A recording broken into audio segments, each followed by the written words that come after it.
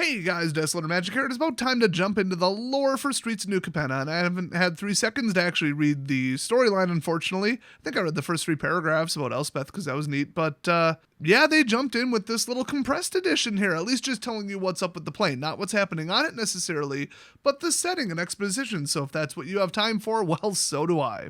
So this was released, I think like 2 days ago, and it was written by somebody I've never heard of before named Miguel Lopez. Or as, as a random example, dumb white people from Seattle who pretend to be woke would probably call him Miguel Lopez. Anyway, it says he's a writer and narrative designer whose work has most recently appeared in Lancer by Massive Press. Not sure what that is. He is based out of the San Francisco Bay Area for some reason. Although, who better to write about a dystopian nightmare city that is a just collapsing crime-infested hellhole than somebody who lives in San Francisco? Boy, they don't always nail the hiring process, but they did on this one. Just kidding, he's almost definitely a contractor. So, welcome to New Capenna, a glittering city of chrome and iron, an icon of progress and rebirth from the ashes of an old, tired plane. Oh, and by the way, I'm super gonna keep this 100% accurate and definitely not editorialize it for comedy and sarcasm. Oh wait, no, the other thing. So if you're looking for a 100% accurate version, go read this in the story. If you're looking for something a little bit spicier, you already know what channel you're on. So this is a city that demands and rewards hustle, grit, and determination. A place where the higher you climb, the nicer the view, and the further you might fall. New Capenna is a city for the young and the hungry. Oh, do they have a lot of street food? I'm there. Let's go. Standing alone on a vast plain, it's a city where you can become what you dream. Now see, they have already explained in the past, I think Mark actually said it in his blog, and this was huge. Some planes are big round planets, some planes are like discs or flat or one city or smaller or 10 mini planes attached to a giant world tree, for example. So I thought, and they did initially say, though I think they've now retracted this for some reason, that this plane was built. It was constructed or manufactured by angels or by Elspeth. I don't remember, I thought they said Sarah, but then again, it was originally called Celesta. So standing alone on a vast plain, did they have enough foresight, and by they I pretty much mean Miguel, to say, hey, look at all the supplies, the metalworking, the food, the tailoring, the everything, the weapons. Yeah, you can have all the industrial zones you want, but you need raw materials. Where's the mines? Where's the farms? Where's the anything? But it says standing alone, so it's like, did they have an outer, not really a suburb, but an outer farm location, medieval times? I doubt it was ever mentioned. The whole story and everything is supposed to be like, oh, you're in a city, you're kind of trapped there for the story's purposes, and a vast plain where the city is standing alone. So there's nothing outside the city. Why? Why would people not expand? Why would they not be like, the city's awful, I'm gonna go live in a village on a river and fish? Boy, leave it to Wizards of the Coast and somebody from San Francisco to make a plane where something exists outside the city, but, why leave? Why would we leave a city? Cities are great, especially this crime-ridden hellhole. Anyway, it says, A City Alone, the History of New Capenna. Oh, I haven't actually read this before. Maybe they explain it. Probably not.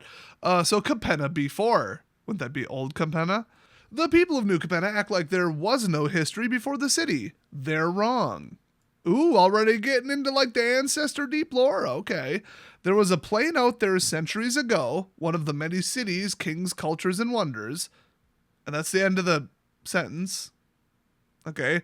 That Capenna, Old Capenna, is gone, lost in a cataclysmic war against a forgotten enemy. I think the forgotten enemy was Urabrask, but, spoilers. The same war that prompted the creation of New Capenna, the towering city. Oh, maybe the outside is like a toxic wasteland that they can't go into. Oh, that'd be interesting. While there may be pockets of civilization out there in the unknown, as far as people of New Capenna are concerned, the city is the plane. Well, you gotta give a reason, and plus, where's all the farming taking place? I mean, I know this is pretty futuristic. It's probably closer to Star Trek than modern day 2022. As far as technology assisted by magic and that kind of stuff, but I saw them growing plants and stuff inside of buildings and on top of them, so maybe this is kind of that self-contained thing from SimCity 2000. Yes, perfect example. But if everything outside the city on the entire plane was a nuclear wasteland or something equivalent, where nobody could live because of war destroying everything, where are they getting that fresh air from? Yeah, we're just gonna have to write this whole thing off as because story. I mean, they did their best, but like, whatever. So the next section is titled Defiant Against the End. Safety in New Capenna's Heights came at the cost of memory, living and recorded, and saw history transmuted into myth and legend. Like, let me just translate that here, because that sounds mysterious and interesting, and oh, they lost their history, oh, post-apocalyptic, but look what they rebuilt, and blah, blah, blah, blah, blah, sounds interesting. Well, it's really just a revisited time travel back in time, throwback, we can revise it later, revisionist history, nothing is set in stone, oh, I don't know, oh, they were just wrong, and now we want it to do or say this in the future, kind of cop-out thing, so... yeah, don't be too impressed. So the invaders ate hope, turned parents against their children, and poisoned the plane for millennia. Ooh, invaders, plural. Huh.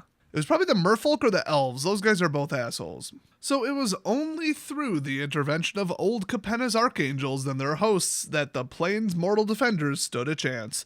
Allied with these divine warriors, Old Capenna's defenders managed to hold a small pocket of land encircled but defiant against the end. That's funny, because whenever there's a calamity or war breaks out anywhere, everybody in the cities just turns on each other, steals everything, and then tries to get out. You know who stands up resisting an actual invading force?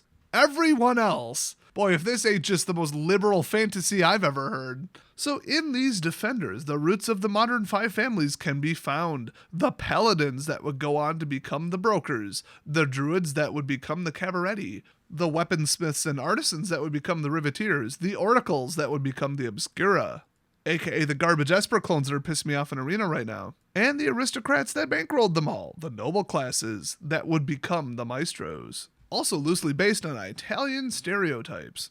The next section is titled Hope, Shielded by Fire. The invading enemies sent their forces again and again against the spears of Old Capenna's final defenders, and though the angels and mortals held, it was plain to the archangels that they could not win. The enemy's numbers were inexhaustible. In addition to their own knights, the enemy added the mortal dead to their number. Oh, necromancers, cool. Sending the animated corpses of fallen defenders to fight against their comrades. Well, now I really wonder what this force was. It's kind of interesting. Could have been Nicobolus. He specializes in necromancy, believe it or not. I think to save the people of Old Capenna from this fate and the plane from total defeat, the archangels turned to an old familiar enemy, the archdemons of Old Capenna. Oh, on the top 10 list of things that would never, ever, ever happen, all 10 entries are archangels teaming up with archdemons. And, well, how did that go for them? So, the next section, A Fortress Above.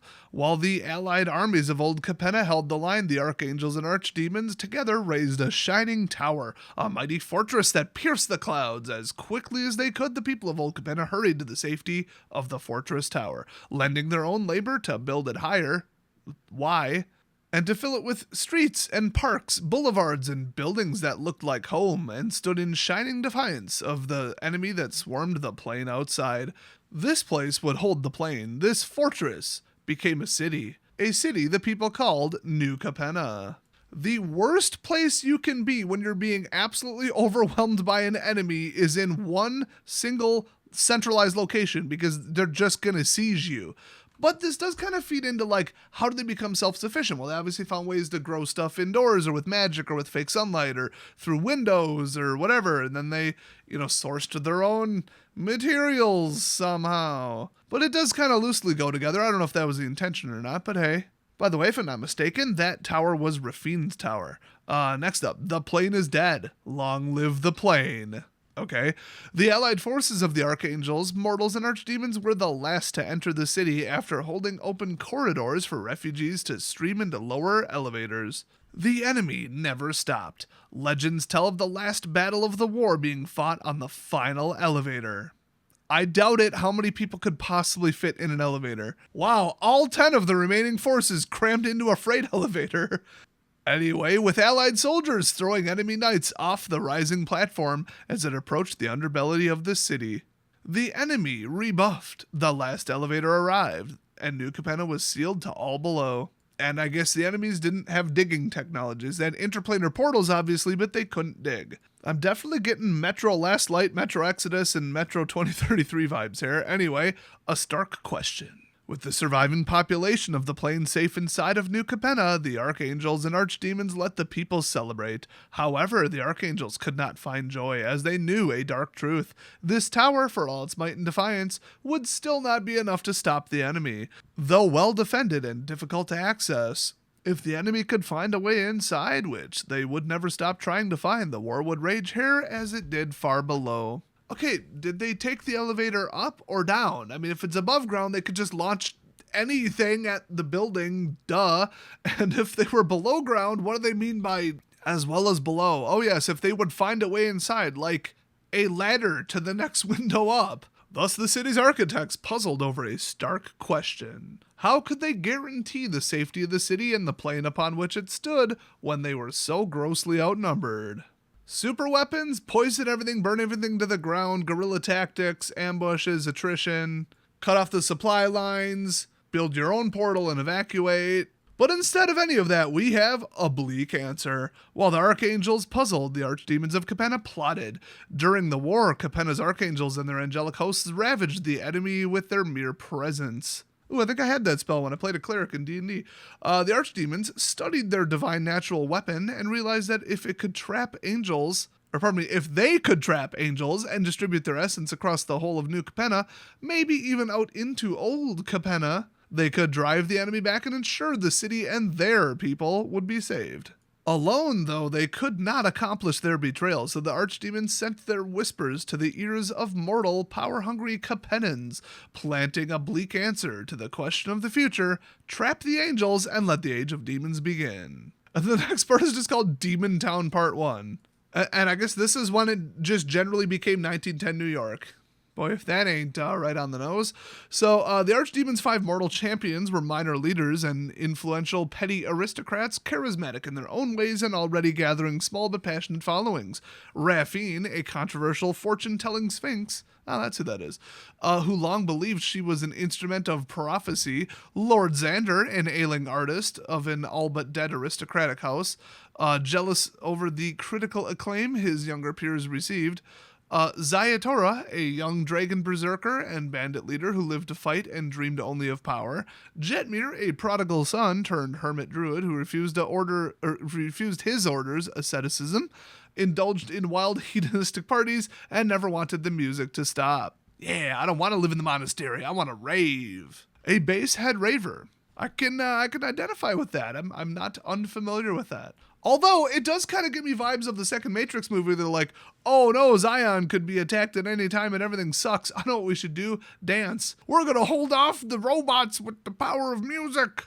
So, okay, here's the problem. A Sphinx, okay, I get it. The rest of them, are they actually demons? I mean, it said mortal.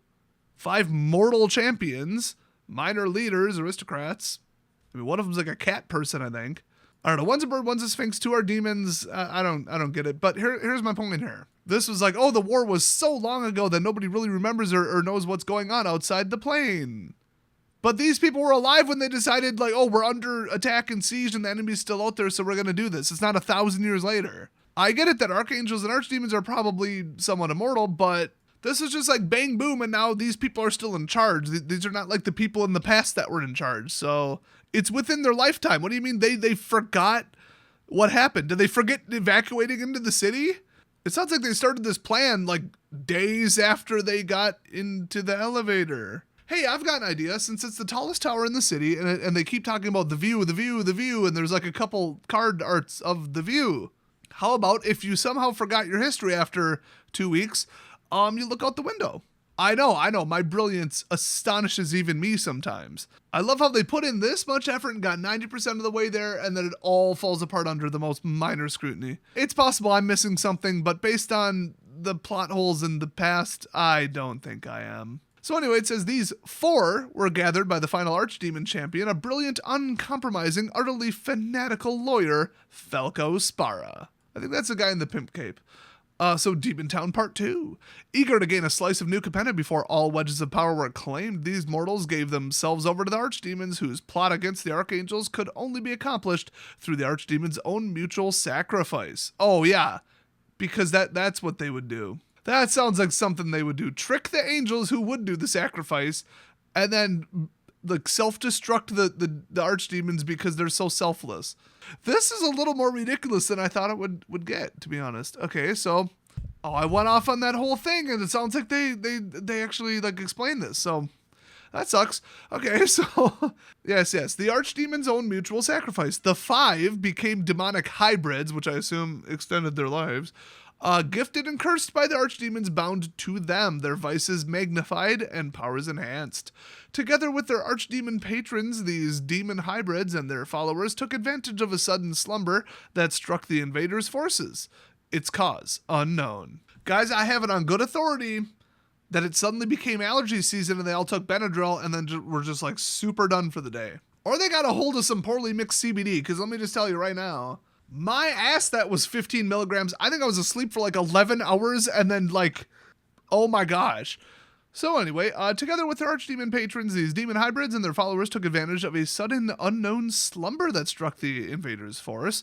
But nevertheless, it was welcome to act on their plan and achieve success beyond the most optimistic projections. Yeah, if you just kind of keep them out of the city and then just say we're going to live in the city, I mean, that's what you already have. You're just afraid they'll break into the city. But like if they step foot in the city and get incinerated by angel power, like, okay. But it sounds like they're going to like drop the nuke on them while they're in a slumber.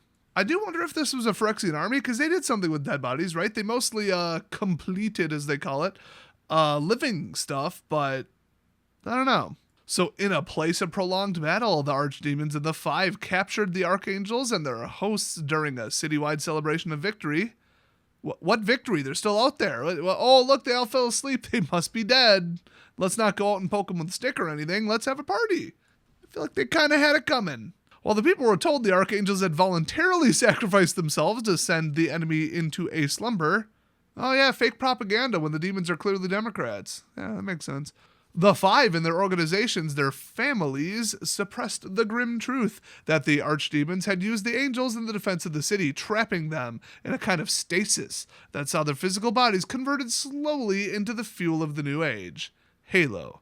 And I believe they also became statues, but it was like, what, statues that gave off Halo or something? I don't know. So this is interesting. Remember when they were spoiling the card Depopulate? And I'm like, where does this happen in the story? Now remember, the flavor text is no screams rang out, no blood stained the streets. In an instant, the bustling metropolis simply fell silent. And I'm like, did they actually go full savage and just decide at the end of the storyline, somebody just nukes the city and everyone in it? Because that would be pretty bold. And I couldn't figure it out, and then I just kind of dropped it. Well, they threw the art for Depopulate right in this section. So apparently they just, like, the invaders that were all around the main tower, they just lit up the tower. I mean, that's what the art looks like up close. And then just incinerated every single enemy. And that's what they were talking about with Depopulate. That is actually extremely interesting.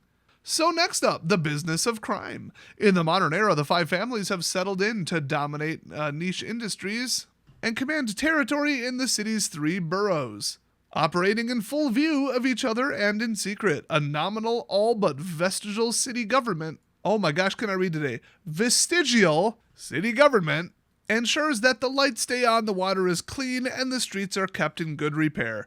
Laws, as other planes know it, a crown or government or a police force with hard rules and penalties for those who break them does not exist in New Capenna. Instead, there is an agreement, a code agreed to by the 5 families. Oh yeah, and then Costco merged with like Taco Bell, and I think I saw this movie. This code, first drafted by Falco and agreed to by the leaders of the 5 families, established the loose rules of peace. As long as you stay in your lane, you may do what you like. The next section, renting peace. With no city authority to regulate them, the families must keep themselves in line. Fronts, subterfuge, and clandestine operations are played out as mutually understood theater. They all do it, and they all understand that it is polite to try and hide their flaunting of the rules, a nod to the fact that the rules exist. Flexibility, allowances, favors, and looking the other way is key in New Capenna. As long as no one family attempts to take too much for themselves, neither will the other families. And there is peace in New Capenna. Oh yeah, sounds like it. This is a bloody kind of peace, to be sure. Enforcers and street-level bosses scrap and fight, goons become bodies, small shipments go missing, but to the families, those are acceptable losses. Rent paid to prevent war. That actually makes no sense. Next up, the sacrifice. The vast population of New Capenna had no knowledge of the Archdemon's betrayal of the Archangels and the Five Families' power grab. The invasion had raged for generations. They were exhausted, scared, and hungry for safety. Once again, how long ago was this? So if ineffective kings and weak administrators couldn't provide it for them, then maybe these new organizations, these five families with their charismatic leaders could. The angels sacrificed themselves to gift you this city, the family bosses said. They gave themselves up to make Halo, to distribute it across the city throughout the air itself, so that you could be safe and prosperous, industrious, working to build this city even higher and grander, with the hope to one day return to the plane below when the angel sacrifice is complete. The people accepted this proposition. They thanked the angels for the sacrifice and let the comforting shield of Halo fall over them and erase the past, and then got to work. This is way longer than I thought. I'm gonna go make a burger.